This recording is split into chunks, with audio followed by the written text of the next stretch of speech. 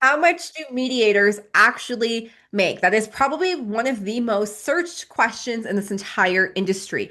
And unfortunately, it is also one of the most misleading. I should know. I am Kiki Limitless. I am a certified mediator. I've been practicing for over 15 years in my private practice. I've helped over 1,500 clients resolve conflict through mediation, and I've trained hundreds of mediators globally. So back to the question, how much do mediators actually make? Well, if you Google mediator salary, you'll find numbers that range from modest incomes, we're talking, 60, 70,000 a year, all the way up to six figures and beyond. And while most of those numbers are technically correct, it doesn't actually tell you the whole story. So by asking how much do mediators actually make, it's kind of like asking how much do business owners make, right? The answer is, well, it depends. It depends on the path you choose. It depends on who you serve. It depends on the structure of your business. And most importantly, it depends on what actions are you willing to take. So let's break this down.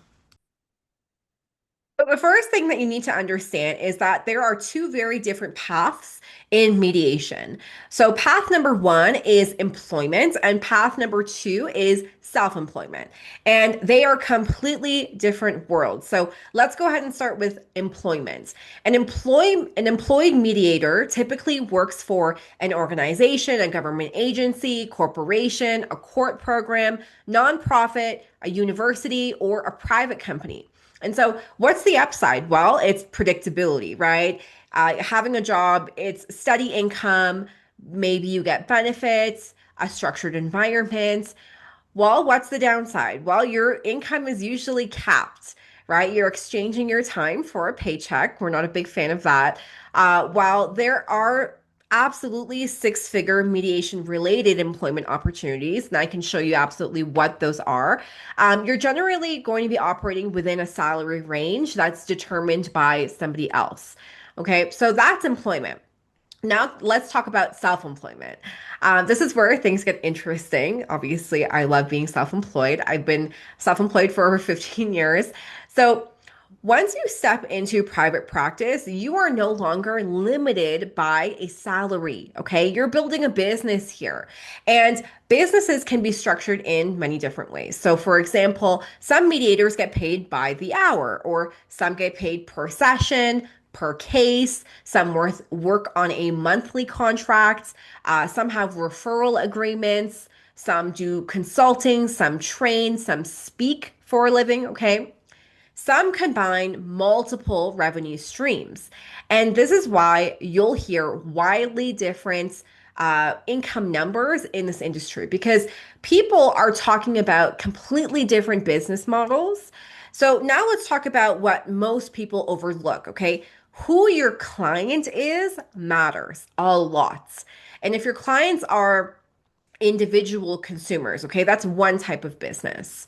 So, for example, you're doing a divorce mediation, so you're getting hired directly by that couple.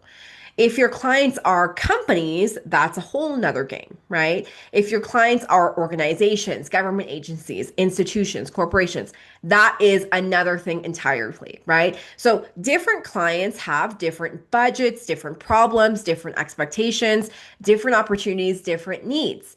And that's why niche selection matters so much. So now let's get into the income potential everybody wants to know about. Are there six-figure mediators out there? Absolutely, you're looking at one. Are there mediators making multiple six figures? Absolutely. Are there mediators making less than that? Yes, absolutely. So that's where, we need to have an honest conversation, because this industry does offer unlimited income potential. But unlimited potential and guaranteed income are not the same thing, because I've had months where I've earned over, $35,000 in a single month. I've also had months where I earned only 3,500, right? So the difference the difference wasn't demand, okay? The demand is high no matter what. The difference, it's not the economy. It's not some secret strategy. The difference was actually my consistency, right? My action taking. What was my outreach? What was my visibility those months? And what was my willingness to create opportunities for myself? So that's something that I think people need to hear about. There is a dangerous myth online, in online business, that once you get certified in anything, okay, money just starts falling from the sky. Okay. So let me just clarify what I mean by that. A lot of people think that if I just go and get certified in something and I just have, an endorsement from an association or an organization, all of a sudden the clients are just going to come flowing in. That's not always how this works. And this is actually not how it works at all. Okay. You still need to build relationships. You need to market yourself. You got to create opportunities for yourself. You still need to show up. Right. And the good news is that this industry is incredibly in demand. Okay, so by just showing up and positioning yourself as a professional that is ready and willing to work, okay, you are like, that's 99% of the job, okay? And then you actually servicing the clients is the other. So conflict, it's not disappearing, okay? People are always going to need help. Families need help. Businesses need help. Organizations need help. Communities, workplaces, okay? The demand for people who know how to navigate conflict is enormous. All right. So I would even argue that, conflict resolution is probably one of the most overlooked opportunities in today's economy, despite how in demand the opportunities are. So let's talk about a few niches that, are consistently attracting higher fees, because that's what we want to know about, right? Like what's going to pay the most, what pays the best. So some of the most popular niches in our industry are divorce and family mediation, workplace and employment disputes, business and partnership conflicts, construction and contractor disputes, real estate conflicts, and of course, organizational and corporate consulting. Okay, so these are all areas where financial stakes are often significant, which means clients are willing to invest into those solutions. So here's what's fascinating though. So most people will spend years chasing opportunities that everybody already knows about. But meanwhile, there is an entire industry that is built around helping people to solve problems that most people don't even realize exist. Okay. So that is one of the reasons why I talk so much about mediation. Because once you understand how this industry actually works, you're going to start seeing opportunities everywhere. Okay. You'll start realizing that conflict is not just a problem, it's an entire market.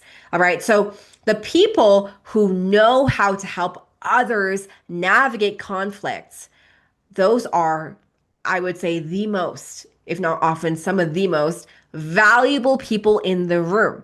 All right. So if you're wondering which mediation niches pay the most, or how mediators get clients, how many cases it really takes to build a six-figure practice, we're going to talk about that in future videos. So make sure you subscribe. But for now, just understand this, okay? The question isn't really how much do mediators make. There's a better question, okay? It is, what kind of mediator do you want to become? Because the answer to that is going to change everything. All right. So if you're interested in exploring mediation as a career and you're serious, what I recommend is getting the Mediation Career Starter Kit. It is linked below in the description. It is actually on sale right now, so go and grab it quickly. It's going to break down the different pathways, income opportunities, niches, and what it actually takes to get started. Zero gatekeeping, okay? So go ahead, download it below. And if you want more honest conversations about mediation, conflict resolution, communication, leadership, and building a career in this industry, make sure that you subscribe to me and my channel, because we've got a lot more to talk about. I'll see you in the next video.